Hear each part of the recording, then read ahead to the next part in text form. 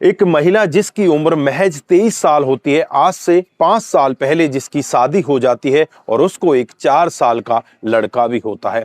अपने लड़के और अपने पति के साथ वो बड़े अच्छे से रहती है और एक दिन का वाकया होता है जब उसका पति गहरी नींद में सो रहा होता है, तभी उसका देवर उस घर के अंदर प्रवेश करता है और उस पत्नी के साथ गलत संबंधों में होता है। यानी कि देवर भाभी एक दूसरे के साथ गलत स्थिति में होते हैं। इस सब को जब पति देख लेता है तो होता है वहां पर इतना बड़ा कांड। बड़ी ही बेरहमी के साथ उस पति के मुंह में कपड़ा ठूसा जाता है और करंट लगाकर उसे मौत के घाट उतार दिया जाता है।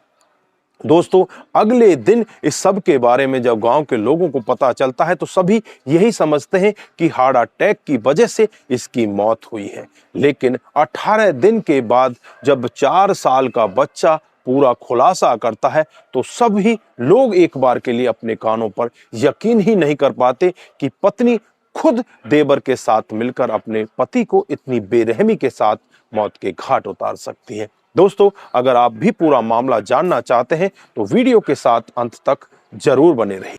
नमस्कार, जय हिंद। आप देख रहे हैं एपीएच न्यूज राहुल रावत के साथ। तो दोस्तों, आज की जो हकीकत की घटना आपको बताने जा रहा हूं, मध्य प्रदेश में एक जिला पड़ता है ग्वालियर और इसी का पनिहार थाना क्षेत्र है। इसी के अंतर्गत एक गांव आता है धरौली गांव। ये धरौली गांव की हकीकत की घटना है। यहाँ पर शिवराज यादव नाम का एक व्यक्ति जिसकी उम्र 25 साल होती है, उसकी पत्नी का नाम मीरा जिसकी उम्र 23 साल होती है। आज से 5 साल पहले इनकी शादी हो जाती है और शादी के 1 साल बाद ही इनको एक लड़का हो जाता है, यानी कि 4 साल का वो लड़का आज हो जाता है। 28 सितंबर 2023 का मामला होता है जब शिवराज यादव रात को आराम से सोता है, लेकिन सुबह वो उठता ही नहीं। पत्नी देखती है कि मेरा पति उठ ही नहीं रहा। उसकी वजह से वो आसपास के लोगों से कहती है कि देखना मेरे पति को क्या हुआ है, ये उठ ही नहीं रहा। उसके बाद आसपास के लोग वहां पर इकट्ठा हो जाते हैं, सभी उसे झंझोरने लगते हैं, लेकिन शिवराज हिलता भी नहीं, ना ही कुछ बोल पाता। उसके बाद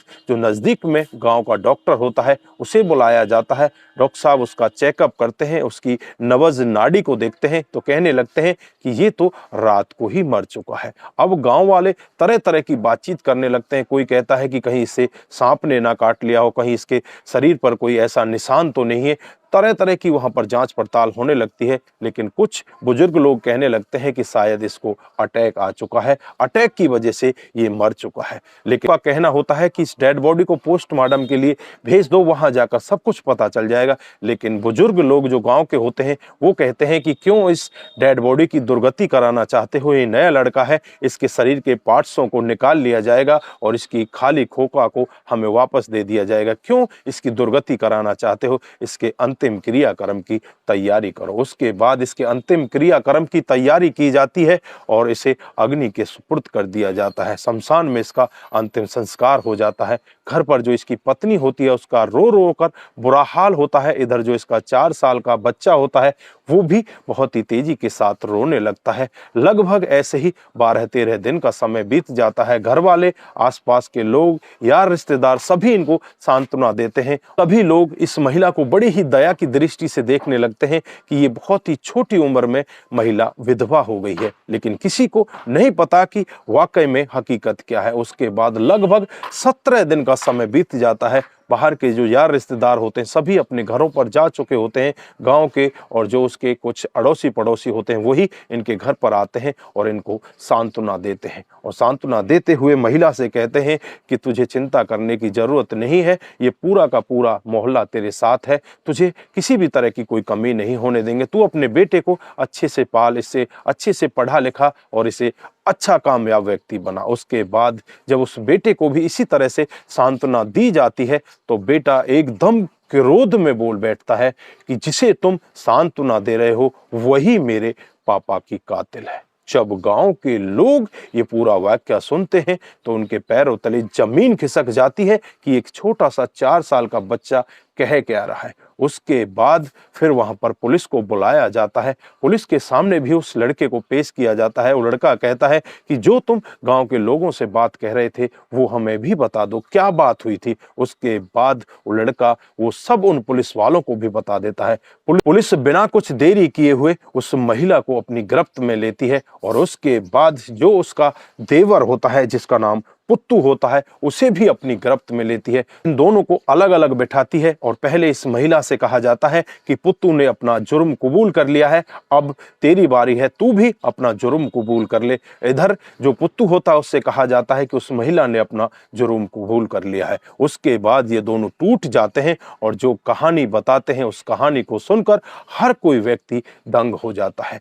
ये बताते हैं कि आज से कई साल पहले का समय होता है। जो मीरा होती है पुत्तू पर दीवानी हो जाती है और ये दोनों एक दूसरे के साथ अटैच हो जाते हैं, एक दूसरे के साथ संबंध बनाने लगते हैं। इस सब के लिए जब भी पुत्तू का मन करता वो इनके घर पर ही जाता और यहाँ पर जो मीरा होती पहले ही शिवराज के खाने में नशे की दवाई मिला देती और उसके बाद शिवराज आराम से सो जाता और ये दूसरे बेड पर जाकर वहीं पर रंगरलियां मचाया करते। इसी तरह से इनका काम चल रहा होता है। कई साल इसी तरह से बीत जाते हैं लेकिन किसी को कानो कान खबर नहीं होती। 27 सितंबर 2023 रात का वाकया होता है।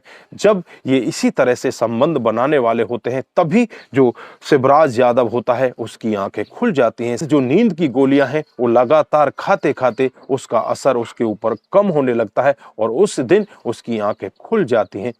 आंखें खुलने के बाद जब अपनी पत्नी को उसी के देवर के साथ अवैध संबंधों में देखता है तो इसका पारा होता है वो 7वें आसमान पर पहुंच जाता है। ये उनका विरोध करने लगता है। तभी पत्नी और देवर दोनों मिलते हैं, इसे खाट पर डाल देते हैं और इसके मुंह में एक कपड़ा ठूस दिया जाता है और एक तार को बोर्ड के अंदर लगा दिया जाता है और दूसरे तार से इसके ऊपर करंट छोड़ दिया जाता है, यानी कि करंट लगाकर इसे वहीं पर तड़पा तड़पा कर मौत के घाट उतार दिया जाता है। और पूरा कांड ये दोनों कर रहे होते हैं। ये 4 साल का लड़का छुप कर चुपचाप ये पूरा मामला देख रहा होता है। उसके बाद इनकी प्लानिंग अगली स्टार्ट होती है कि रात को इसको आराम से चारपाई पर सुला दो और सुबह इस तरह से लोग बागों को कहना है कि ये तो रात को अपने आप मर चुका है।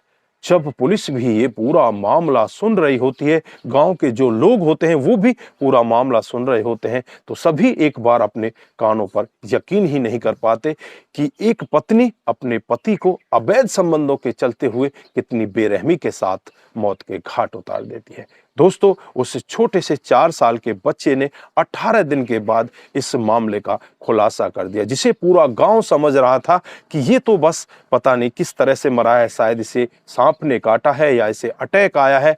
कोई भी खुलासा हो ही नहीं पाता अगर वो 4 साल का बच्चा पूरे मामले का खुलासा नहीं कर पाता। फिलहाल के लिए उन दोनों के खिलाफ तमाम धाराएं लगा दी जाती है, दोनों को गिरफ्तार कर दिया जाता है, उन्हें जेल के अंदर भेज दिया जाता है। मामला कोर्ट में पहुंच जाता है। अब देखने वाली बात ये होगी कि इस 4 साल के बच्चे की गवाही पर उन्हें कितनी बड़ी सजा मिलती है। तो दोस्तों, इस घटनाक्रम पर आप क्या कहना चाहते हैं? आपकी जो भी राय है एक बार कमेंट बॉक्स में जरूर दीजिएगा। दोस्तों, आज के लिए बस इतना ही। फिर मिलते हैं किसी नए मोड के साथ। तब तक के लिए आप अपना ख्याल रखें, अपने परिवार का ख्याल रखें, सतर्क रहें, सावधान रहें और ऐसे क्राइम को अपने आसपास ना होने दें। नमस्कार, जय हिंद,